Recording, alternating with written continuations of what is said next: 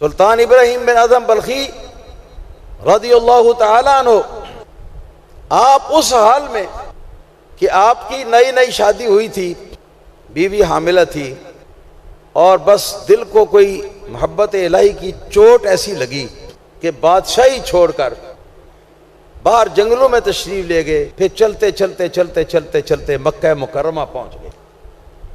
20 बरस का अरसा गुजर गया। दोस्तों, मोहब्बत इलाही ने उनको फुर्सत नहीं लेने दी। एक दिन काबा शरीफा के पास बैठे हुए हैं, अल्लाह ताला की तरफ दिल लगाए हुए, देखते हैं कि एक खातून है, उसके साथ कोई 19-20 बरस का एक नौजवान लड़का है।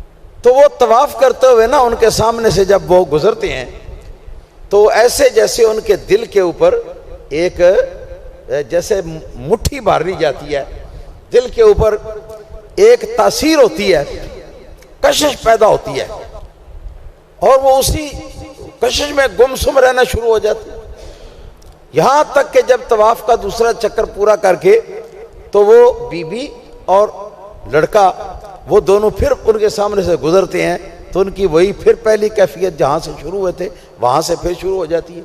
यहां तक कि जब उनका तवाफ खत्म हुआ तो आपने उन दोनों को बुला लिया, अपने पास बिठाया, बिठा के पूछा, बेटा तुम्हारा क्या नाम है? बताया। फिर फरमाया कि कहां से आए हो? कहा बल्ख से आया हूं।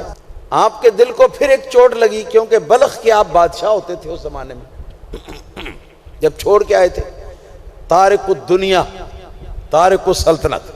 फिर आपने पूछा कि ये जो खातून है ये तुम्हारी क्या है? उसने कहा कि ये बुजुर्ग मेरी मां है। फिर आपने इरशाद फरमाया कि बताओ तुम्हारे बाप का नाम क्या है? तो बच्चा परेशान हो गया सुन के कहने लगा कि मेरे बाप का नाम है सुल्तान इब्राहिम अदहम बल्खी, मगर मैं इसके सिवा और कुछ आपको बता नहीं सकता अपने बाप के बारे में, इसलिए कि अभी मैं अपने मां के पेट में था कि उसके दिल पर इश्क़ इलाही का ऐसा जलवा उतरा कि सब कुछ छोड़ छाड़ के तो यहां से भाग निकला। अब पता नहीं जिंदा है या मर गया है, क्या हाल है उसका, यह कहां है? सुल्तान इब्राहिम अदहम बल्खी रज़ियल्लाहु ताला अन्हु का दिल जो है ना उसमें और जज्ब की कैफियत पैदा हुई। फिर आपने इरशाद फरमाया कि बीबी ये बच्चा सही कह रहा है? कहा कि हाँ सही कह रहा है। तो पूछा कि इस बच्चे ने तो अपने बाप को देखा ही नहीं, मगर तुम तो अपने शौहर को देखा हुआ है, तुमने पहचान सकती हो अपने शौहर को? तो कहने लगी जो उस वक्त था वो तो ऐसा था जैसे कि ये हमारा बेटा, इससे मिलती जुलती उसकी शक्ल थी, मगर अब पता नहीं वो बूढ़ा हो गया होगा, मर गया होगा, क्या हुआ होगा, क्या तब्दीलियां आई उसमें, मैं कोई ज्यादा सही तरह नहीं जानती। हजरत इब्राहिम अदहम बल्खी रज़ियल्लाहु ताला अन्हु ने अपने जिस्म के अंदर कुछ तिल वगैरह ऐसी निशानियां जो हैं वो दिखाई और दिखाकर बताया कि पहचानो पहचानो मैं कौन। तो एकदम गश तारी हुआ उस खातून पर, और फिर जिस वक्त सर उठाया तो कहने लगी कि आप ही सुल्तान इब्राहिम अदहम बल्खी हैं।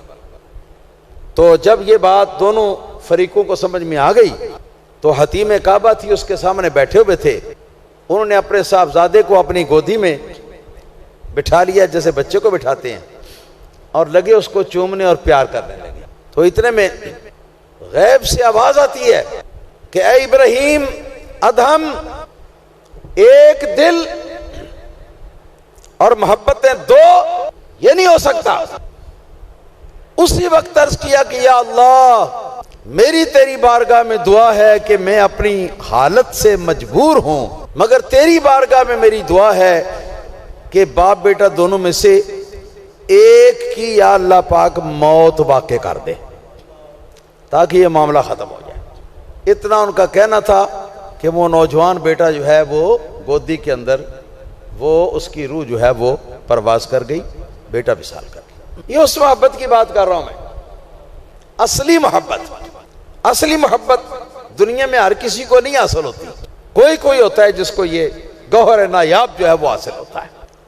ये जो असली मोहब्बत है, ये असली मोहब्बत अगर आप मारिफत की बात समझना चाहते हैं तो हमारे सूफिया किराम, औलिया किराम और अल्लाह वाले जो हैं साहिब बातिन, वो बताते हैं कि वो असली मोहब्बत जो है उसके लायक सिर्फ एक ही हस्ती है, और वो हस्ती है अल्लाह वहदहू ला शरीक की हस्ती, जिसने हमें पैदा किया है, जिसने हमें बनाया है, जिसने हमें अकल अता फरमाई है, जिसने हमें हवास अता फरमाए हैं, जिसने हमें इंसान बनाया है, जिसने हमारे फ़ायदे की तमाम चीज़ें पैदा फरमाई हैं, जिसने ज़िंदगी अता फरमाई है, जिसने सलामती अता फरमाई है, जिसने हमारे लिए सारी दुनिया की नेमतें पैदा फरमाई। फिर बाकी मोहब्बतें जो हैं इस मोहब्बत के सदक़े लो तत्बीक करते हैं इसकी, इन दोनों मोहब्बतों को मिला देते हैं, इकट्ठा कर देते हैं। कैसे आप सोचते होंगे कैसे इकट्ठी होंगी? अब मैं कहूँगा कि यूँ आप कह लें कि या अल्लाह पाक, मेरी मोहब्बत असल में तो तेरे साथ ही है, मगर तेरे महबूब के साथ मोहब्बत करता हूँ इसलिए कि तेरा हुक्म है, और महबूब जो हुक्म दे वो पूरा करना पड़ता है। ठीक है जी। मैं अपनी माँ से या अल्लाह पाक इसलिए मोहब्बत करता हूँ कि ये तेरे हबीब का हुक्म है, तेरा हुक्म है। मैं अपने बाप से इसलिए मोहब्बत करता हूँ कि या अल्लाह पाक ये तेरा और तेरे हबीब का हुक्म है। या अल्लाह पाक मेरी असली मोहब्बत तेरे साथ है, लेकिन मैं अपनी औलाद के साथ मोहब्बत इसलिए करता हूं कि ये तेरा हुक्म है। मैं अपने उस्ताद के साथ मोहब्बत इसलिए करता हूं कि ये तेरा हुक्म है। मैं अपने शेख या मुर्शिद से इसलिए मोहब्बत करता हूं कि मौला पाक ये तेरा हुक्म है। असली मोहब्बत तो मैं तेरे साथ ही करता हूं, बाकी सब दुनिया में इसी मोहब्बत के सबब से जी जो मोहब्बतें आपकी तरफ से मेरे लिए रखी गई हैं, तो मैं उन मोहब्बतों को अपनाता हूं। अब दोनों में तत्बीक होगी, दोनों मोहब्बतों के अंदर, हाँ जी, दोनों मोहब्बतों के अंदर तत्बीक होगी।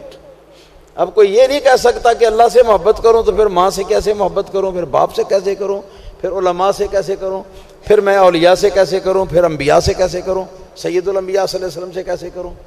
तो मसला क्लियर हो गया कि मोहब्बत असली जो है वो सिर्फ और सिर्फ अल्लाह ताला वहदहू ला शरीक के साथ होनी चाहिए, और बाकी फिर अल्लाह ताला के हुक्म के सबब से हर उस चीज के साथ हमें मोहब्बत रखनी चाहिए कि जिसके साथ मोहब्बत करना अल्लाह पाक का हुक्म है, और जिसके साथ मोहब्बत करने से हमारा अल्लाह राजी होता है।